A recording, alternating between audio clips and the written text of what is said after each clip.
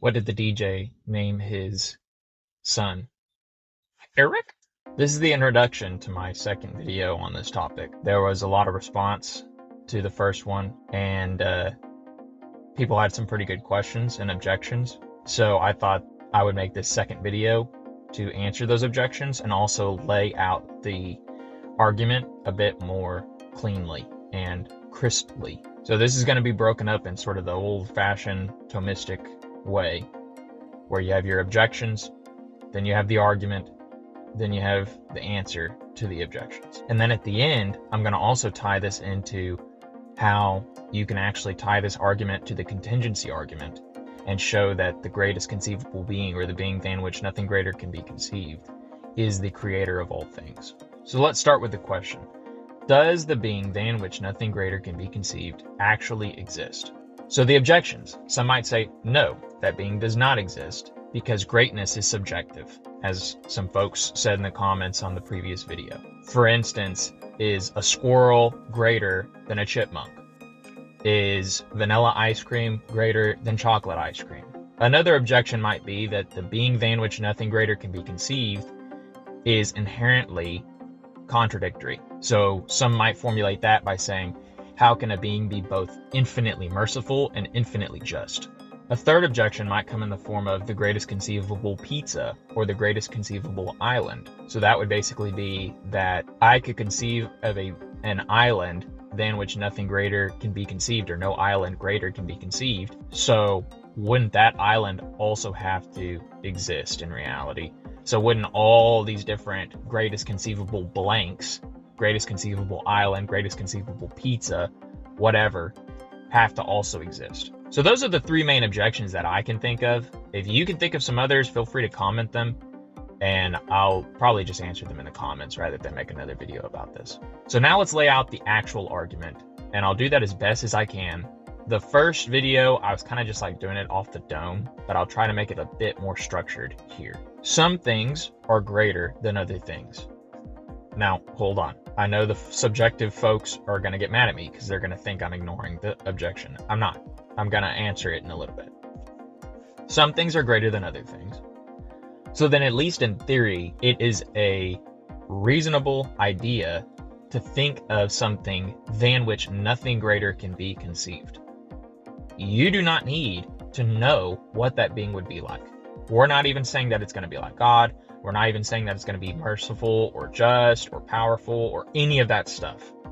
It's just that if we think that some things are great, then there could be something, or I could comprehend the idea of something being so great that I could not conceive of anything greater.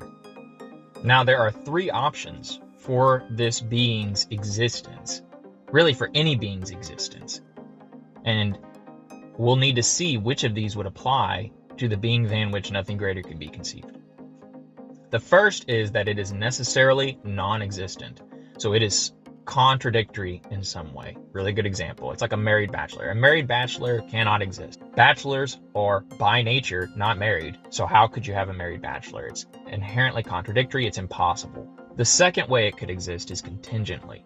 So it could exist by way of being dependent on something else for its existence, which is the way that basically everything that we ever encounter, including ourselves, exists. I'm dependent on oxygen right now in this moment. I'm dependent on food. I'm dependent on all these different things for my existence. And if those things go away, I will go away. The third way is that it exists necessarily. So it exists just in and of itself. It does not need anything else to exist. It did not come into existence, nothing like that. It just has its existence. The greatest of these options is the necessary existence.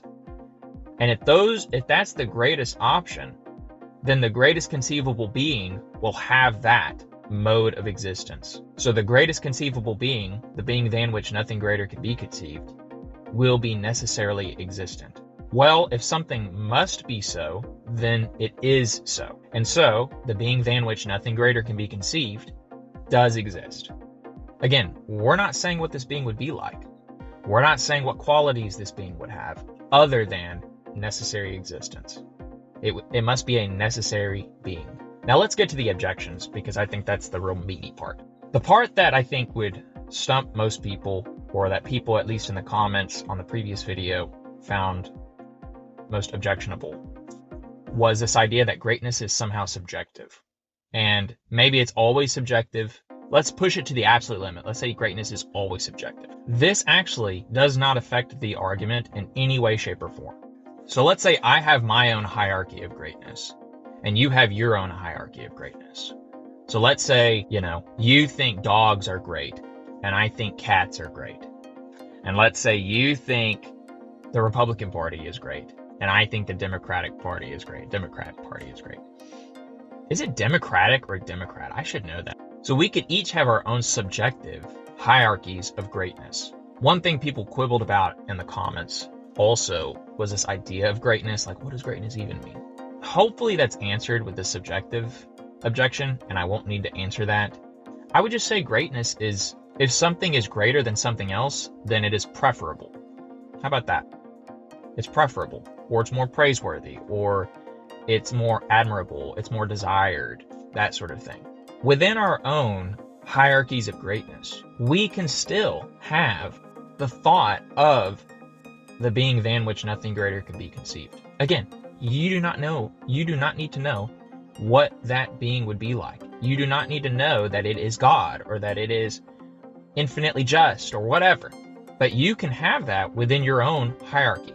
And you can get to this idea that that being must be necessarily existent. Because if it's going to be the best being ever, the thing that you personally will find most desirable, most praiseworthy, then of course it is greater for it to, number one, actually exist, and number two, not be dependent on anything else for its existence, such that something could cause it to stop existing.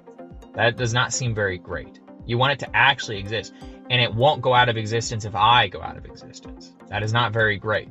I could conceive of that same being plus necessary existence, if that makes sense. And that is obviously greater. And so within our own subjective hierarchies of greatness, you can have a being than which nothing greater is conceived, or can be conceived. And if both of those beings are necessary, then they are the same being. And let me explain, because there can only be one necessary being. Now, why can there only be one necessary being?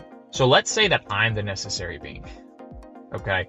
And let's take the classical definition of a human being to define me. So a rational animal. So let's say I have two parts. I've got rationality and animality.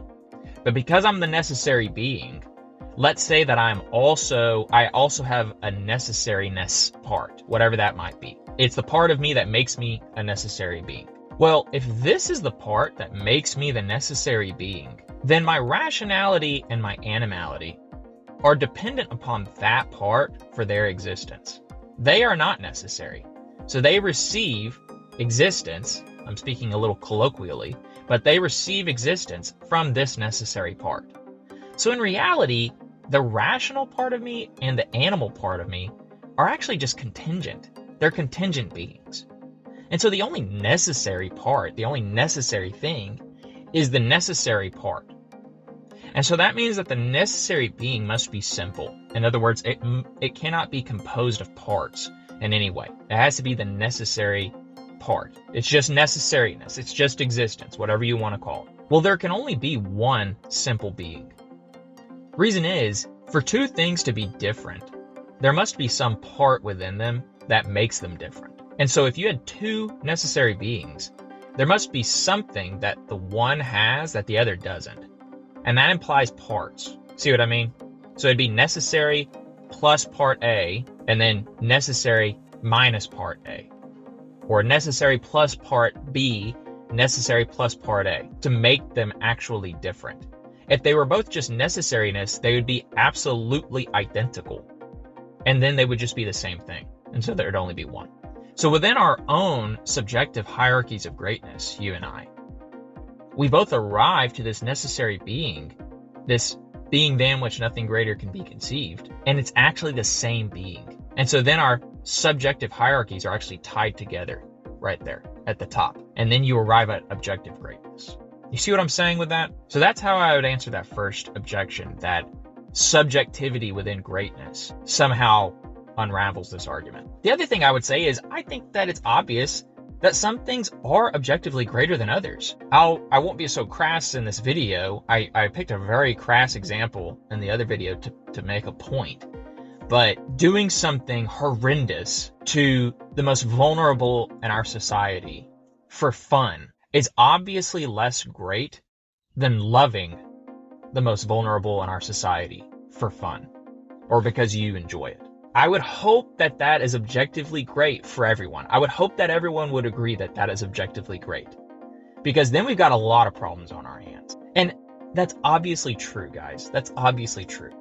It doesn't matter if some cultures do it or something like that. They're just wrong. They're just wrong. Or even if you tie it to necessary truths. So mathematics, those are some necessary truths. The Pythagorean theorem is necessarily true. A student who arrives at the accurate answer in a Pythagorean-based problem is a greater mathematician, objectively speaking, than the student who errs over and over again. That's obviously true. That's objectively true. They are a greater mathematician. So those are the two ways that I would answer that objection. Number one, I don't think that all greatness hierarchies are subjective. And number two, even if they were, you still have to arrive at this being than which nothing greater can be conceived, and it's actually the same being for everyone, because there can only be one necessary being, because the necessary being must be simple, and there can only be one simple being. The second objection was the objection that said that the necessary being, or the being than which nothing greater can be conceived, is inherently contradictory. And to that I would give a very simple answer and say that if it was truly the being than which nothing greater can be conceived, I gotta let's just say GCB. How about that? Greatest conceivable being. Even though I don't really like the term greatest conceivable being, I like the term being than which nothing greater can be conceived. And I can explain that here in a little bit too. Man, my throat is just... We've been getting a lot of rain here lately and I'm just allergied up. But I can't be saying that over and over again. So I'm just going to say GCB. If the GCB is truly the GCB, the being than which nothing greater can be conceived. Okay, I'll say it one more time. Then it's not going to be contradictory. It's not going to have a contradiction, because that's not great. I know that might not be very satisfying for some people, but that seems to make sense to me. How could it be all that great if it's inherently contradictory? And so let me give you an example that I kind of addressed in the first video that sort of answers that. Some people would say, well, the greatest conceivable being, or the GCB, is infinitely merciful, but it would also be infinitely just. And if mercy is pardoning the sinner and justice is punishing the sinner, then something that is infinitely merciful and infinitely just would seem to have an inherent contradiction. And to that I would just say, I don't think the GCB would be infinitely merciful or infinitely just. I think it would be merciful in the greatest way. And it would be just in the greatest way. And when you hear Christians or whoever talk about God in that way and say infinitely merciful, infinitely just, that's what they mean. Because if by infinitely merciful, what they mean is they pardon the sinner all the time, no matter what the circumstances are, that's not great. I was about to say that's not that great. That's not great at all. Somebody who punishes an unrepentant sinner who committed a grave sin, a heinous sin, and somebody who just says, pardoned, I'm not going to punish him, and does that every single time, what's the greatness in that? Same with the justice. Somebody who always punishes the sinner no matter what, that's also not that great. Because you would think that there needs to be forgiveness there, and mercy and compassion. To answer that objection, I would just say, in that sense of using the term infinite, infinitely merciful, infinitely just, the GCB is not that. It's merciful in the greatest way. It's just in the greatest way. And you can apply that to all those different things. Blank in the greatest way. And then it has those. It has that attribute. Whatever that great attribute is, just it has it in the greatest way.